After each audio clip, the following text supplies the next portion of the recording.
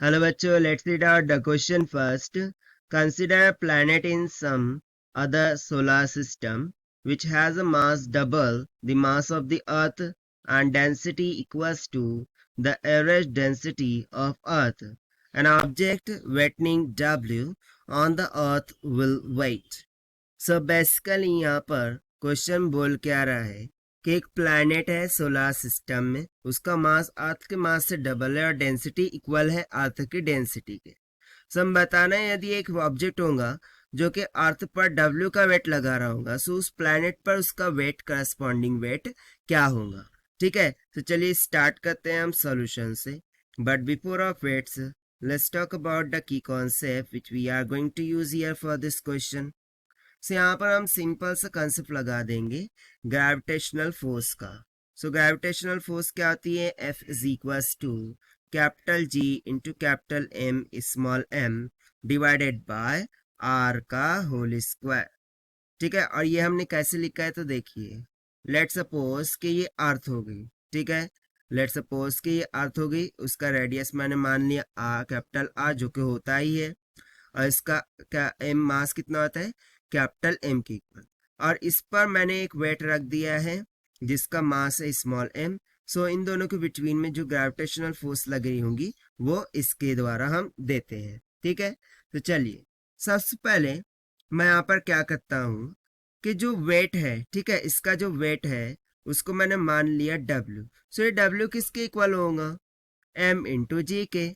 ठीक है, इसका मास दैट इज M, और डाउनवर्ड डायरेक्शन में जो भी ग्रेविटेशनल फोर्स लग रही होंगी because of earth that is G, so ये mg के इक्वल हो जाएगा. And basically to balance the weight, ये जो mg है ये ग्रेविटेशनल फोर्स की इक्वल होनी चाहिए, यानी कि W this should be equals to F. So यहाँ से हमें क्या मिल जाएगा कि mg, so this should be equals to क्या होना चाहिए? Capital G capital M into small m divided by R के स्क्वायर के बराबर स्मॉल m कैंसिल हो गया. मुझे यहाँ से स्मॉल g जो कि ग्रेविटेशनल कांस्टेंट होता है, ठीक है, ग्रेविटेशनल एक्सेलरेशन होता है, इसकी वैल्यू कितनी मिल गई? gm डिवाइडेड बाय R के स्क्वायर के बराबर. ठीक है, ये एक कॉन्सेप्ट हो गया ना. यदि मैं बोलूं कि अर्थ की ग्रेविटेशनल एक्सेलरेशन, ठीक है, GE मान लेते हैं, so this will be equals to क्या हो जाएगा? G into mass of earth divided by radius of earth का होल स्क्वायर के बराबर. और वहीं पर यदि मैं किसी प्लैनेट के लिए बात करूं, तो ये क्या हो जाएगा? GP this will be equals to capital G into MP divided by R of P का होल स्क्वायर के बराबर. ठीक है, इतना हो गया ना. फर्दर हम यहाँ पर क्या करेंगे? तो देखिए हमें क्या बोला था कि जो मास ऑफ प्लैनेट है वो मास ऑफ अर्थ का ट्वाइस है. ये एक हो गया कंसेप्ट. एंड सेकंड थिंग, जो डेंसिटी ऑफ प्लैनेट है वो डेंसिटी ऑफ अर्थ के इक्वल है. अब डेंसिटी को हम क्या लिखते हैं? Mass upon volume. सो यहाँ से मैं यदि बोलूँ कि density of planet is equals to density of earth, so simply हम बोल सकते हैं कि mass of planet by volume this will be equals to ना. यहाँ पर वॉल्यूम का हम डायरेक्ट फॉर्मूला यूज कर लेते हैं ना, दैट इज क्या हो जाएगा? Volume of sphere 4/3 pi R का क्यूब. सो ये हो जाएगा पाई आर पी का क्यूब.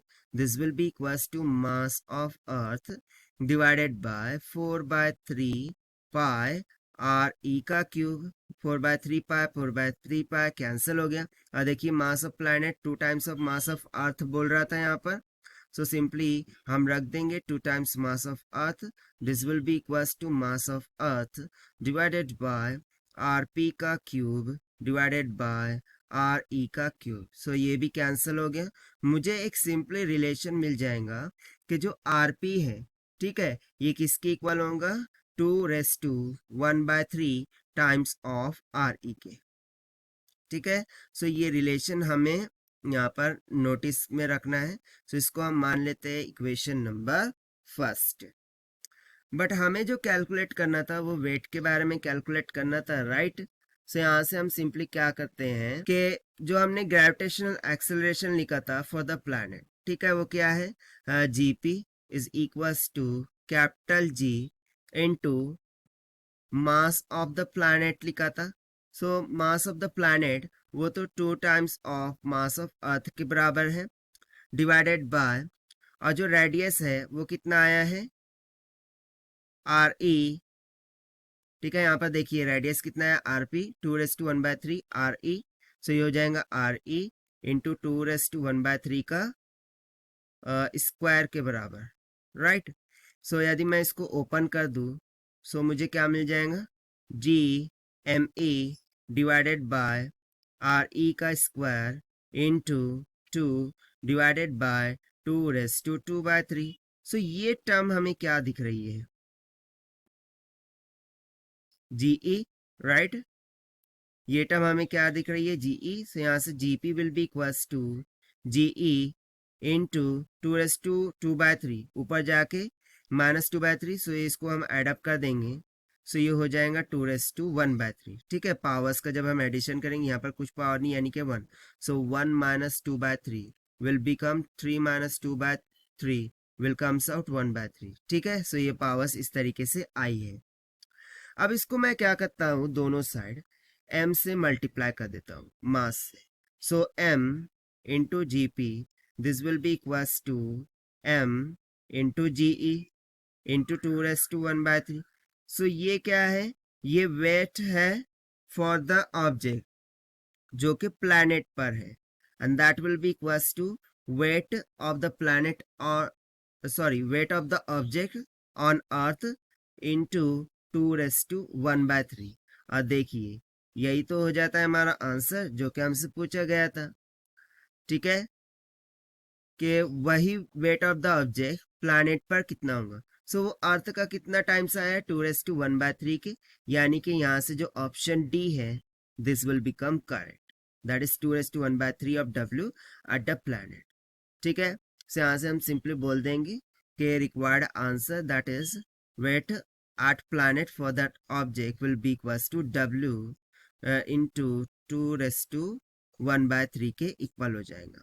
सो ये हो गया हमारा आंसर, जो कि हमने सॉल्व किया है by using the conceptual formula of gravitational force से। So this is the required solution. I hope you understood well. Best of luck, thank you.